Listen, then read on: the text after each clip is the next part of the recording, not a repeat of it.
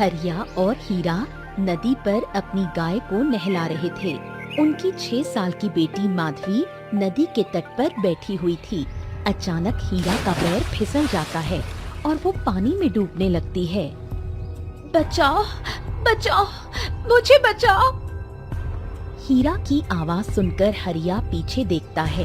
हीरा को डूबते हुए देख हरिया उसे बचाने जाता है।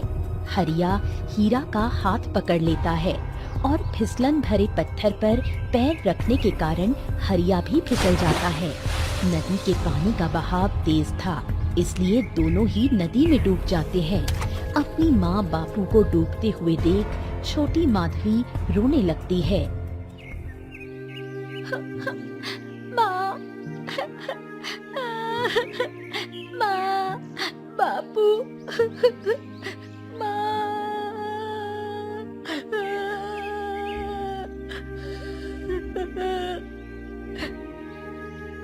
माधवी की रोने की आवाज सुनकर कुछ लोग वहां आते हैं।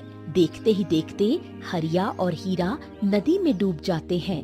कुछ लोग मिलकर हरिया और हीरा के मृत शरीर को पानी से बाहर निकालते हैं। माधवी का मामा आता है और हरिया और हीरा का अंतिम संस्कार कर देता है।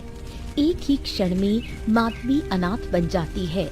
छोटी माधवी का रो रो कर बुरा हाल हो जाता है। उसकी ऐसी अवस्था देखकर माधवी के मामा महेश को बहुत दुख होता है और वो उसे अपने साथ अपने घर ले आता है। उसे देखकर,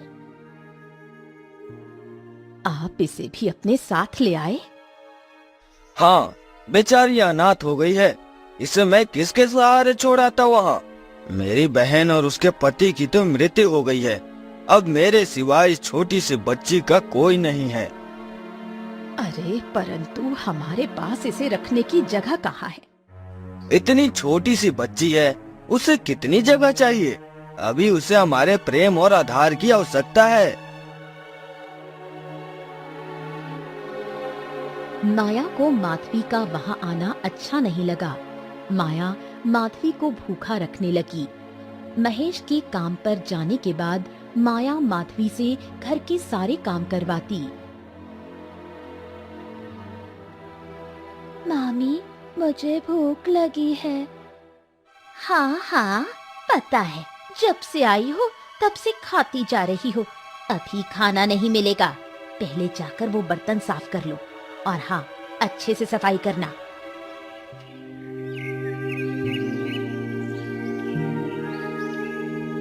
छोटी सी माधवी अपने छोटे छोटे हाथों से बर्तन धोने लगती है। दिन भर माया माधवी को खाना नहीं देती। शाम को महेश घर वापस आता है।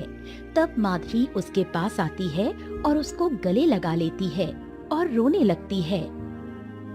क्या हुआ माधवी, क्यों रो रही हो? मामा, बहुत भूख लगी है पर मामी ने मुझे खाना नहीं दिया। माया, तुम्हें जरा भी शर्म नहीं आती? इतनी छोटी बच्ची को भूखा रखा। क्या? कितना झूठ बोल रही है लड़की। दिन भर खाती ही तो रहती है, काम क्या है इसे दूसरा? पर ये झूठ क्यों बोलेगी? कितनी छोटी है अभी। छोटी है पर बहुत चतुर है। आपको मेरे विरुद्ध बातें बताकर मुझे बुरा सिद्ध कर रही है। नहीं मामा, मैं झूठ नहीं बोल रही हूँ। मामी ने सच में मुझे खाना नहीं दिया। मुझे उन्होंने कहा कि पहले बर्तन घिस दो, उसके बाद मैं खाना दूंगी। मैंने सारे बर्तन साफ कर दिए, फिर भी मामी ने मुझे खाना नहीं दिया। क्या माया, तुम छोटी सी बच्ची से घर का काम करवाती हो?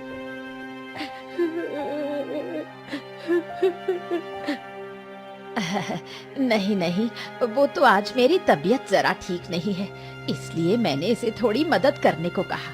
ये तो आपको बढ़ा चढ़ा कर बता रही है और इसमें बुरा भी क्या है। लड़की है, अभी से काम करना सीखेगी तो आगे जाकर कोई दिक्कत नहीं आएगी। आज अगर इसकी माँ होती तो वो भी तो उसे घर के काम सिखाती। माया का माधवी पर गुस्सा अब और ज्यादा बढ़ने लगा। एक दिन माया माधवी के बाल पकड़ती है और अपने मामा को मेरे बारे में बताएगी तू और मुझे नीचा दिखाएगी। आ, आ, आ, मामी, मेरे बाल छोड़ दो, मुझे दर्द हो रहा है। अच्छा, अब तुम्हें दर्द हो रहा है, और जब मेरे बारे में उन्हें बता रही थी तब मजा आ रहा था तुझे? पर मैंने झूठ कहाँ बोला था, तुम मुझे सच में खाना नहीं देती थी। अच्छा, अब याद रखो, आज के बाद तुमने तुम्हारे मामा को मेरे बारे में कुछ भी बताया तो मैं तुम्हें जान से मार दूंगी। जाओ अपने माँ बाप के पास। माधवी को अब अपनी मामी से बहुत डर लगने लगा। माया अब घर के सारे काम माधवी से करवाने लगी।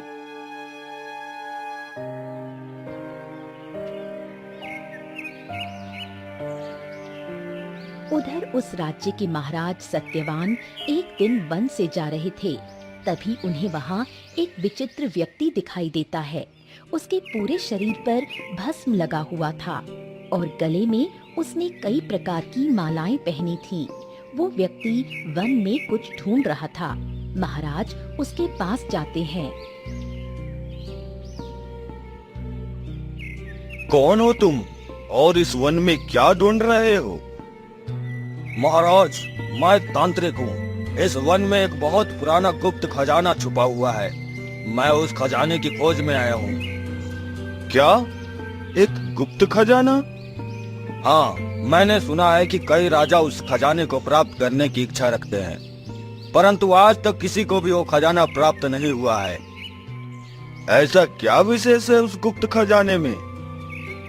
महाराज, सुना है कि उस गुप्त खजाने में हीरे, जवाहरात, सोने के सिक्के, कई प्रकार के रत्न हैं। वो खजाना इतना बड़ा है कि यदि वो किसी को प्राप्त हो जाए तो राज्य इतना समृद्ध हो जाएगा कि कोई उसे परास्त नहीं कर पाएगा। वो सर्वशक्तिमान हो जाता है। अच्छा, फिर तो उस खजाने को मैं ही प्राप्त करूंगा। महाराज, उस खजाने को प्राप्त करना इतना सरल नहीं है। उस खजाने को प्राप्त करने के लिए हमें एक बलि की आवश्यकता होती है। वो बलि न देने के कारण से ही आज तक वो खजाना किसी को प्राप्त नहीं हुआ है। बलि? किस वस्तु की बलि देनी पड़ती है? किसी वस्तु की नहीं महाराज, जिसे वो खजाना प्राप्त करना है उसे अपनी पुत्री की बलि देनी होगी, तभी वो खजाना प्राप्त होगा। खजाना प्राप्त करने वाला यदि अपनी बेटी की विधिवत हवन करके बलि दे दे तो ही उसे वो खजाना प्राप्त होगा। ऐसी शर्त है। ये कैसी विचित्र शर्त है? यदि किसी को बेटी ना हो तो वो क्या करे? इसी कारण से तो महाराज आज तक कोई उस खजाने को प्राप्त नहीं कर पाया है। मुझे भी पुत्री नहीं है, इसका अर्थ है कि मैं भी वो खजाना प्राप्त नहीं कर पाऊंगा। महाराज, यदि आप एक पुत्री को प्राप्त कर ले तो आपको वो खजाना प्राप्त हो सकता है। हाँ, परंतु उसमें तो बहुत समय लगेगा। तब तक खजाना किसी और ने प्राप्त कर लिया तो मैं क्या करूंगा? नहीं महाराज, मैंने कहा ना कि उस खजाने को प्राप्त करना सरल नहीं है। कोई भी व्यक्ति अपनी बेटी की बलि देने के लिए तैयार नहीं होता। परंतु मैं उस खजाने को प्राप्त करने के लिए कुछ भी कर सकता हूँ। तांत्रिक, तुम्हें मेरी सहायता करनी होगी। स्मरण रहे, जब तक मुझे पुत्री की प्राप्ति नहीं होती और वो पुत्री बलि देने योग्य नहीं हो जाती, तब तक तुम्हें इस बात का ध्यान रखना है कि कोई दूसरा उस खजाने को प्राप्त न करे। अवश्य महाराज, मैं आपकी पूरी सहायता करूंगा। बस आप मेरे धन की व्यवस्था कर दीजिए। हर मास तुम्हारे पास धन पहुंच जाएगा, तुम चिंता मत करो। तुम्हें अब बस उस खजाने का मेरे लिए रक्षण करना है, ये बात स्मरण रहे। महाराज अपने महल में चले जाते हैं। महारानी विद्यावती उनके पास आती हैं और महाराज, आज आपने आने में बहुत देर कर दी। हाँ महारानी, मैं एक विशेष कार्य के लिए गया था। महाराज, आप इसी बात का विचार कर रहे हैं? कोई चिंता है क्या? चिंता तो नहीं है, परंतु एक बात की कमी महसूस हो रही है। कमी? हमारा राज्य तो इतना समृद्ध है, सभी धनवान हैं, इतना बड़ा राजमहल है, हमारे चारों पुत्र गुरुकुल में विद्या प्राप्त कर रहे हैं, फिर कमी कहाँ है? वो सब तो है महारानी, परंतु हमें पुत्री नहीं है। आपको पता है ना कि पुत्री होना कितनी सौभाग्य की बात होती है। मैं एक पुत्री को प्राप्त करना चाहता हूँ। पुत्री की प्राप्ति की इच्छा तो मेरी भी है महाराज। जब हमारे पुत्र हमारे पास नहीं होते तब ऐसा लगता है कि यदि हमें एक पुत्री होती तो पूरा राजमहल उसकी आवाज से जीवित हो उठता। परंतु क्या करें, हमारे भाग्य में पुत्री का सुख है ही नहीं। भाग्य की बात को मैं नहीं मानता महारानी। मैं एक बहुत बड़े तांत्रिक को जानता हूँ जिसके विद्या से हमें पुत्री की प्राप्ति हो सकती है। मैं कल ही उसे बुलाता हूँ। महाराज और महारानी बेटी के विषय में बात करने लगते हैं। महाराज तांत्रिक को बुलाते हैं और तांत्रिक अपनी तंत्र विद्या का उपयोग महारानी पर करता है। 1 साल के बाद महारानी विद्यावती एक सुंदर राजकुमारी को जन्म देती हैं। राजकुमारी यामिनी अब बड़ी होने लगी। उधर माधवी भी अब बड़ी हो रही होती है। माया के 2 बच्चे होते हैं और अब तो वो माधवी के साथ और भी ज्यादा बुरा बर्ताव करने लगी थी। घर के सारे काम करवाने के साथ साथ वो माधवी को खेत में मजदूरी करने भी भेजती थी और जो पैसे मिले वो खुद रख लेती थी। एक दिन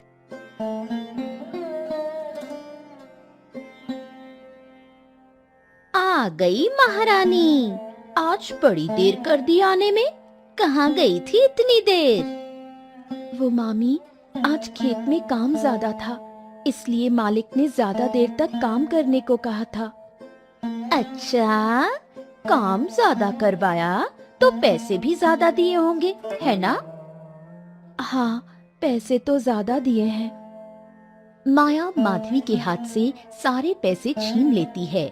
फिर अब खड़ी क्या है, जाओ जाकर खाना बनाओ, मेरे बच्चों को भूख लगी है।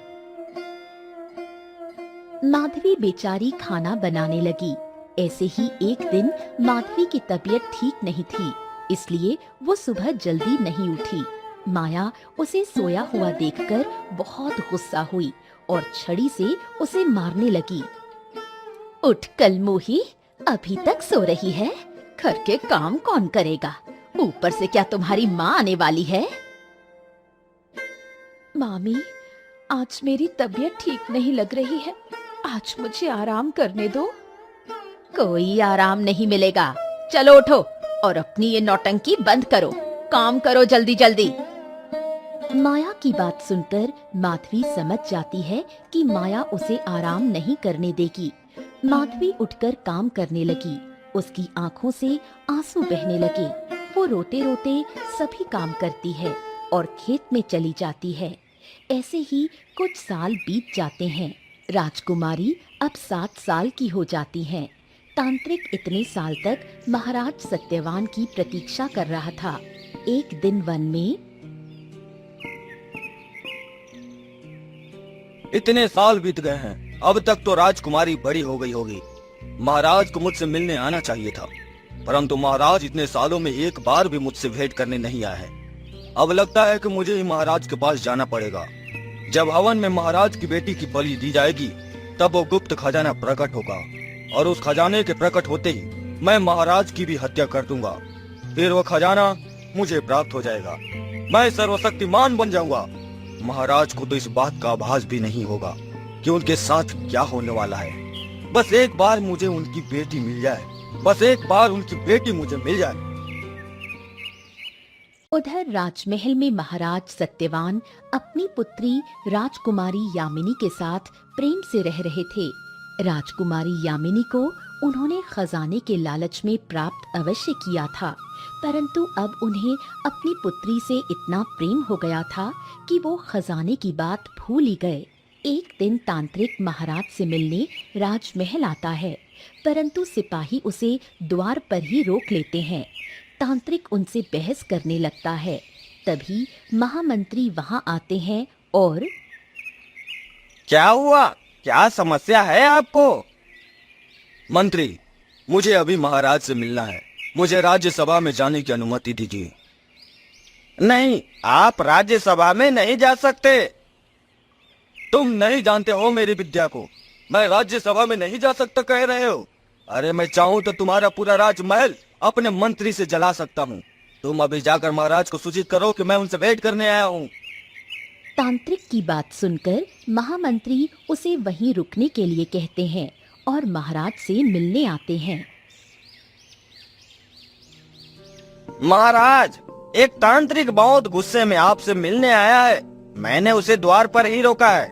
उसकी आपके साथ भेंट नहीं हुई तो वो अपने तंत्र मंत्र से राजमहल को जला देगा। महामंत्री की बात सुनकर महाराज को तांत्रिक का स्मरण होता है। ठीक है, उस तांत्रिक से कहिए कि वो जहाँ रहता है वहाँ चला जाए। हम उसे वहीं जाकर भेंट करेंगे। कोई समस्या है महाराज? हाँ, समस्या तो है, परंतु उसके विषय में आपको बाद में बताता हूँ। अभी आप उस तांत्रिक को सूचित कीजिए। वो तांत्रिक किसी भी स्थिति में राज्यसभा में नहीं आना चाहिए। महामंत्री जाकर तांत्रिक से कहता है कि महाराज उसे वन में आकर मिलेंगे।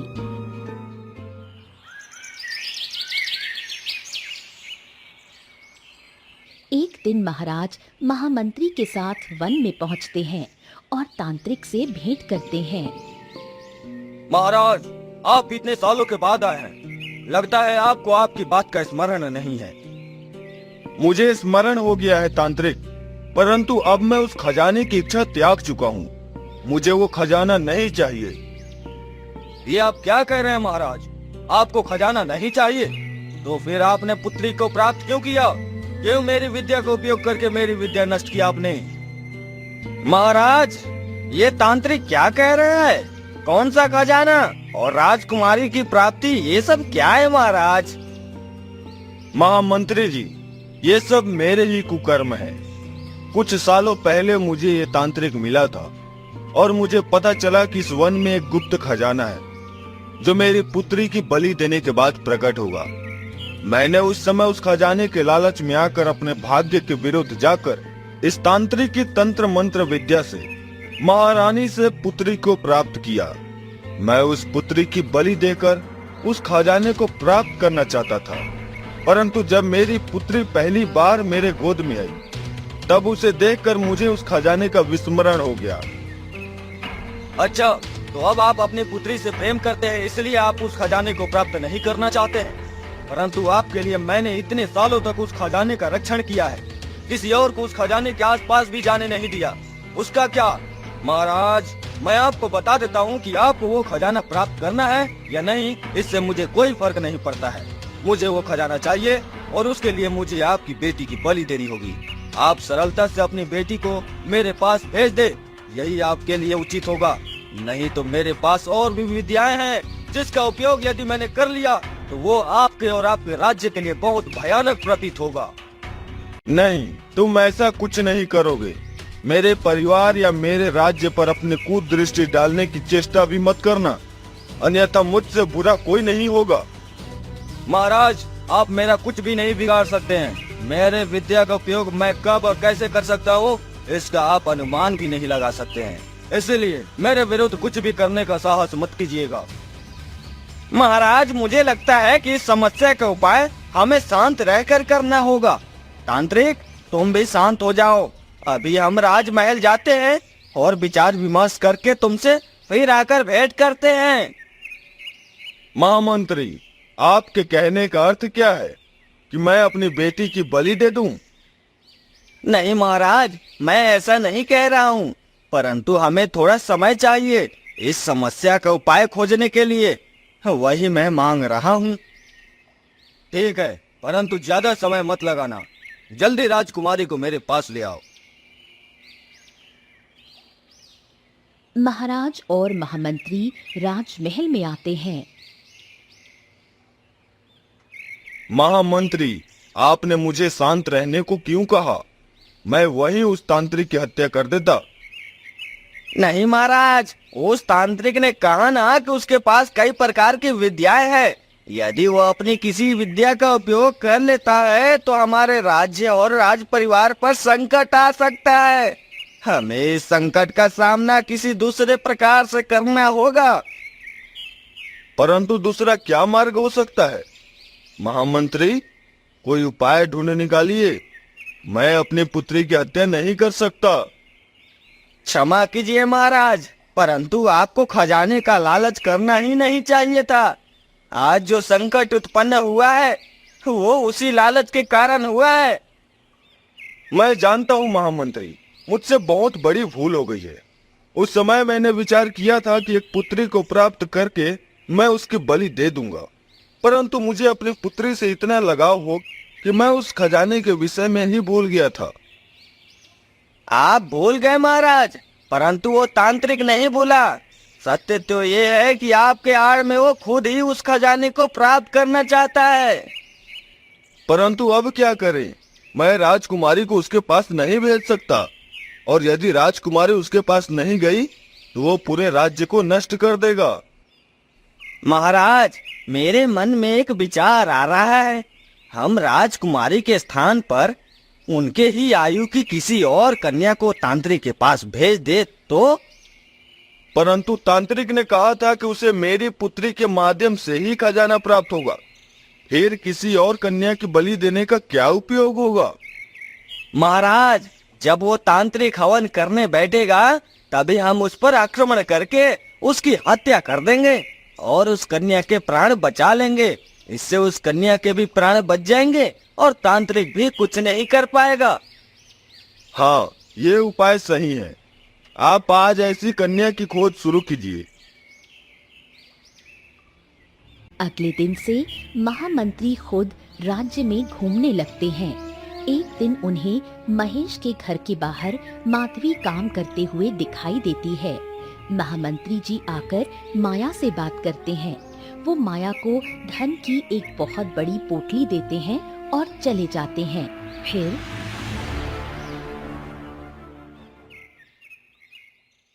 माधवी, आज से तुम्हें घर में और खेत में जाकर काम करने की आवश्यकता नहीं।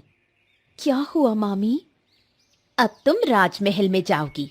राजमहल के महामंत्री ने तुम्हें राजकुमारी की दासी बनाने का निर्णय लिया है। आज से तुम राजमहल में ही रहोगी। ये लो, ये तुम्हारे लिए नए कपड़े। ये पहनकर तुम राजमहल में जाओ। वो कपड़े देखकर माधवी को बहुत खुशी होती है। कई सालों के बाद उसे नए कपड़े मिले थे। वो विचार करती है कि काम तो कहीं भी करना ही है। यदि राजमहल में काम करूंगी तो अच्छा खाना भी मिलेगा और मामी की मार से भी बच जाऊंगी। ऐसा विचार करके माधवी नए कपड़े पहनकर राजमहल चली जाती है। उसे देखकर, महाराज, ये वही कन्या है, माधवी। ठीक है, अभी इसे कक्ष में भेज दीजिए। कल हम इसे लेकर चले जाएंगे। माधवी को महाराज की बात समझ नहीं आती, पर वो बिना कोई सवाल किए कक्ष में चली जाती है।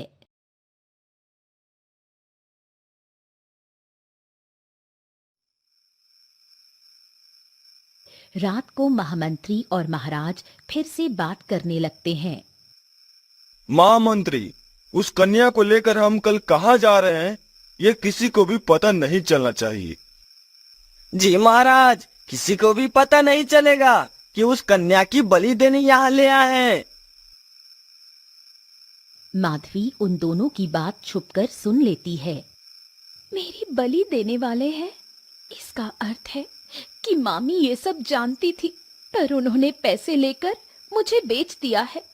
अब मैं क्या करूं? मुझे अपने प्राण बचाने पड़ेंगे। रात के अंधेरे का फायदा उठाकर माधवी राजमहल से भाग जाती है।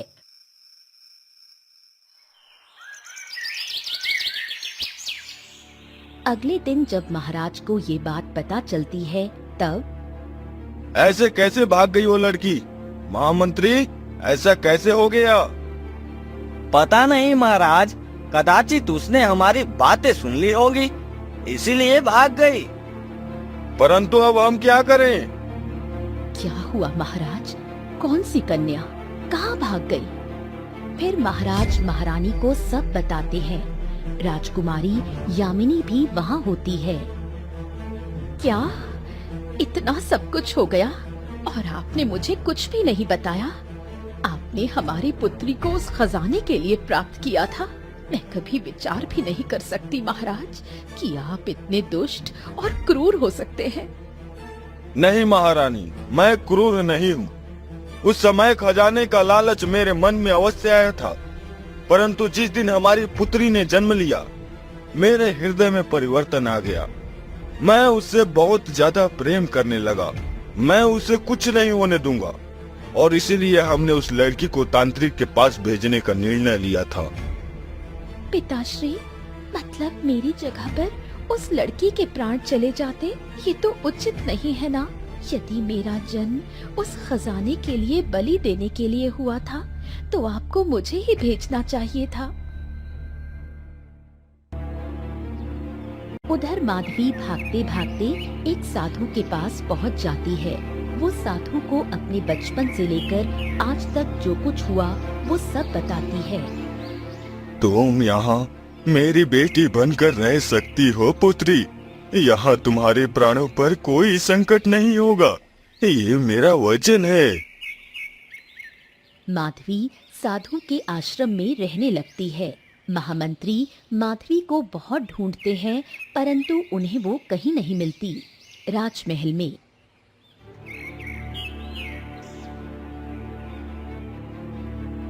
महाराज, माधवी कहीं नहीं मिल रही है। वो अपने घर भी नहीं गई है। पिताश्री, मेरे कारण एक निर्दोष कन्या के प्राण आपने संकट में डाले हैं। मुझे ये बात बिल्कुल भी अच्छी नहीं लग रही। पछतावा तो मुझे भी हो रहा है पुत्री, परंतु मैं भी क्या करूं? मैं तुम्हारे प्राणों का रक्षण करना चाहता था। महाराज अपनी पुत्री से बात कर ही रहे होते हैं कि तभी अचानक राजकुमारी यामिनी गायब हो जाती है। किसी को समझ नहीं आता कि आखिर राजकुमारी कहाँ जा सकती है। कहाँ गई मेरी पुत्री अचानक से? महाराज, आप कुछ भी कीजिए, परंतु मेरी पुत्री को वापस लेकर आइए। मेरी पुत्री यदि वापस नहीं आई तो मैं अन्न जल का त्याग कर दूंगी। महाराज महामंत्री के साथ राजकुमारी को ढूंढने लगते हैं। महाराज राजकुमारी को ढूंढते ढूंढते उसी साधु के आश्रम में आकर पहुंचते हैं। वहां उन्हें माधवी दिखाई देती है। तो तुम यहाँ हो? आज तुम्हारे कारण मेरी पुत्री गायब हो गई है। इसके कारण नहीं महाराज, आपकी पुत्री आपके ही कारण गायब हुई है। मुनिवर, आप कृपया अपने ज्ञान से पता लगाइए कि मेरी पुत्री कहाँ हो सकती है। साधु महाराज के सर पर अपना हाथ रखते हैं। उन्हें उनकी विद्या से सब पता चल जाता है।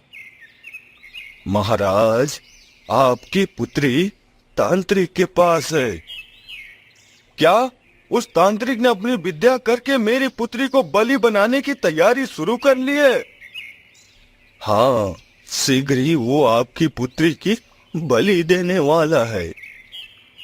मुनिवर, मेरी पुत्री को बचाने का कोई उपाय बताइए। महाराज, आपने अपने स्वार्थ और लालच के लिए अपने भाग्य के विरुद्ध जाकर एक पुत्री की प्राप्ति किया। ये सबसे बड़ी भूल थी। फिर आपने अपनी पुत्री के प्राणों को बचाने के लिए एक निर्दोष कन्या की बलि देने का निर्णय किया। हाँ मुनिवर, मुझसे बहुत बड़ा अपराध हो गया है, परंतु कोई उपाय बताइए। महाराज, सबसे पहले तो आपको मुझे वचन देना होगा कि माधवी को आप अपनी बेटी बनाकर राजमहल ले जाएंगे। इस अनाथ को अपनाकर आप एक परिवार और माता पिता का प्यार देंगे, और आपको एक तपस्या करनी होगी। जब तक आप अपनी तपस्या पूर्ण करते हैं, तब तक मैं तांत्रिक की विद्या को बुला देता हूँ। ठीक है, मैं आपको वचन देता हूँ कि माधवी आज से राजकुमारी बनकर रहेगी। महाराज तपस्या करने जाते हैं। उधर तांत्रिक अपना हवन शुरू करता है, पर अचानक वो अपने सारे मंत्र भूल जाता है। उसे कुछ भी याद नहीं आ रहा था कि राजकुमारी की बलि देने के लिए उसे कौन से मंत्र बोलने हैं। वो समझ जाता है कि साधु ने उसकी विद्या नष्ट कर दी। वो राजकुमारी को लेकर साधु के पास आता है। तभी महाराज भी अपनी तपस्या पूरी करके आते हैं।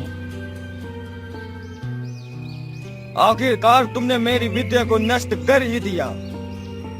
हाँ, तुमने सदा ही अपनी विद्या का उपयोग दूसरों के नुकसान और अपने स्वार्थ के लिए किया है। उसका नष्ट हो जाना ही उचित था।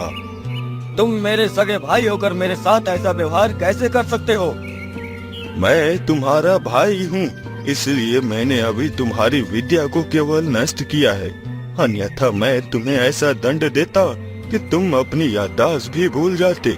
हमारे पिताश्री ने हमें हमेशा धर्म का कार्य करने की शिक्षा दी थी, परंतु तुमने अधर्म स्वीकार किया और एक दुष्ट तांत्रिक बन गए।